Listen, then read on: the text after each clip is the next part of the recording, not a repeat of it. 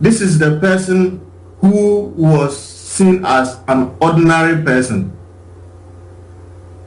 But this is the person who was then recognized because of his contribution, because of his response to mobilizing people, because of his contribution to ideas, because of his ability to negotiate.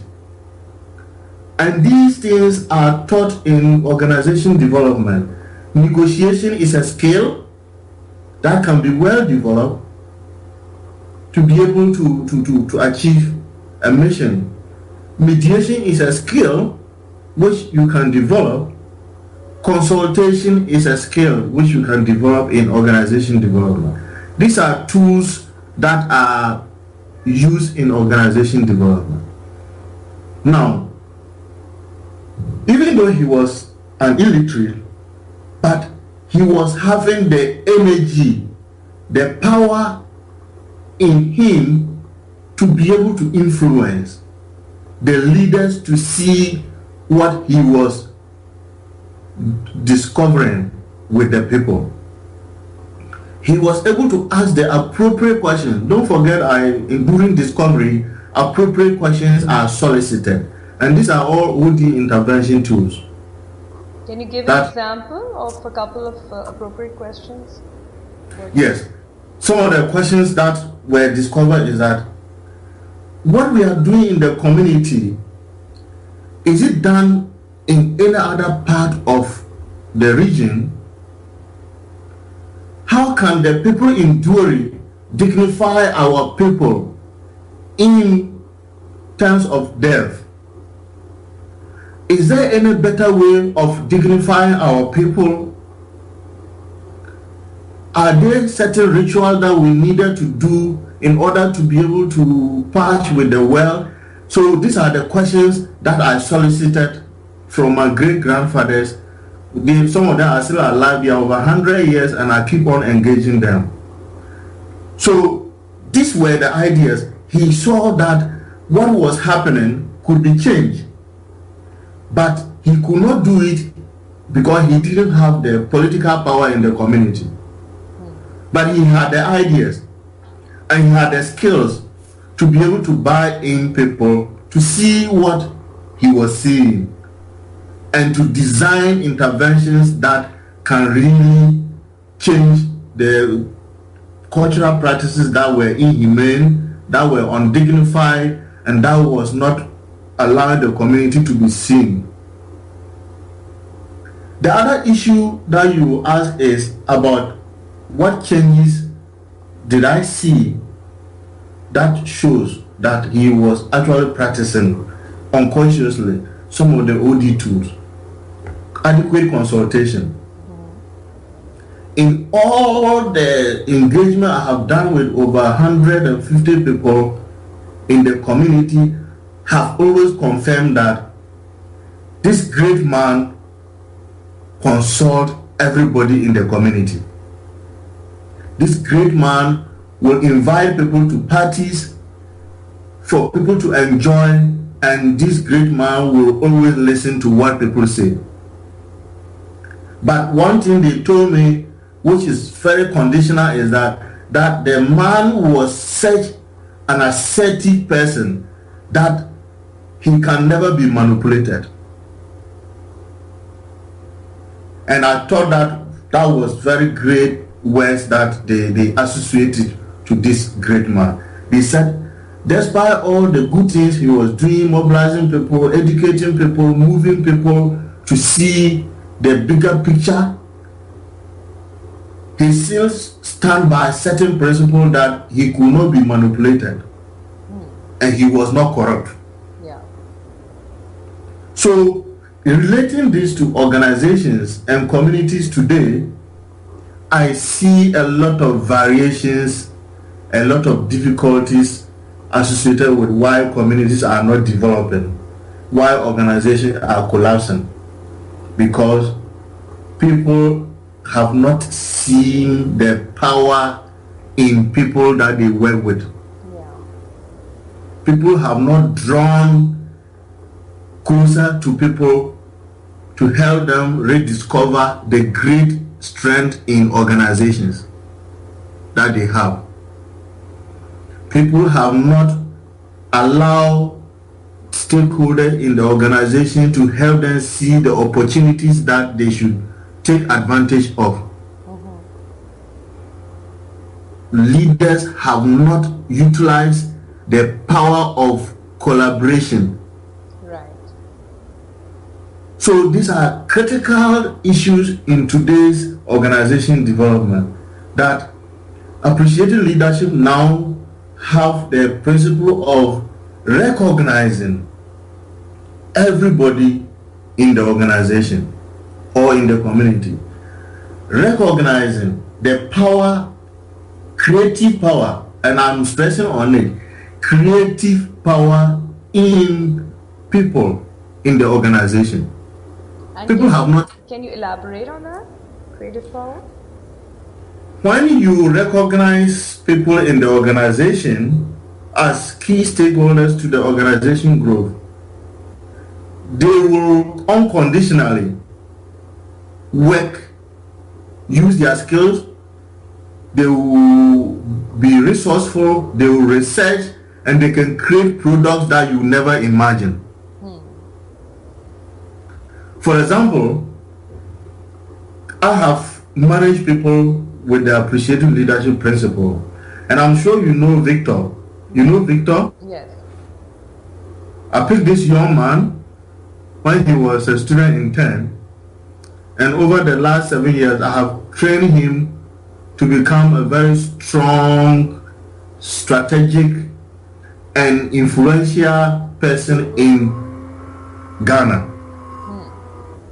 Because I have recognized the potentials in him, I have seen the strength that he has, which I have developed, I have provided all the necessary support to him, and I've created the platform. He has become very creative. He has created a lot of products and services in the organizations that I work with, and he has helped a lot of organizations with products and services that this man will not have been able if he was not given the opportunity to see the power in him, the strength in him, the opportunities around, and how he can be recognized to support the organization. So this is one test case, and I have numerous of them about how I have developed people in Ghana. I have noticed that he is always very resourceful and he's very pleasant about everything. That's an amazing quality in him, that he's so calm and collected. Yes, I have noticed. So, what you're saying about appreciative leadership, it definitely works. I can see the impact of it. Exactly. So my concluding remark is that I share with Professor David Kuporada, who have taught me appreciative inquiry, and I also share with Nancy Zentes, who also have exposed me to the practice of appreciative inquiry. But on a more serious note, I have tried to research into the principle of appreciative inquiry, and I have not regretted for being a promoter of appreciative leadership, because it has helped me to be able to see how leadership have to be courageous. It has helped me to see how to sustain energy in me. It has helped me to develop faith in people, that people can work, people can give their best if you trust people, if you create an opportunity for people to grow in their profession, they will give unconditional support to the organization. It has helped me to know myself better as a person who have the power of discovering ideas. It has helped me to know how these ideas can be generated and be translated into tangible outcomes for the benefit of communities and organizations. It has helped me to appreciate organizations as systems that require a new outlook, a new approach of looking the organization holistically instead of focusing on subsystems in the organization like other expert consultants would do. So I really appreciate the principle in appreciative inquiry and also being a promoter of appreciative leadership, which has helped contribute a lot in developing people in Ghana. I'm now a national figure. I'm able to manage over 400 NGOs in Ghana. Wow.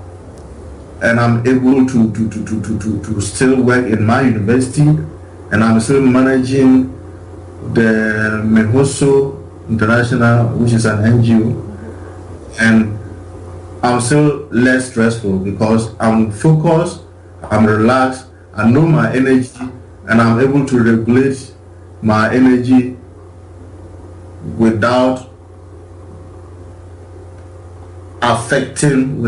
anything affecting these organizations that I manage.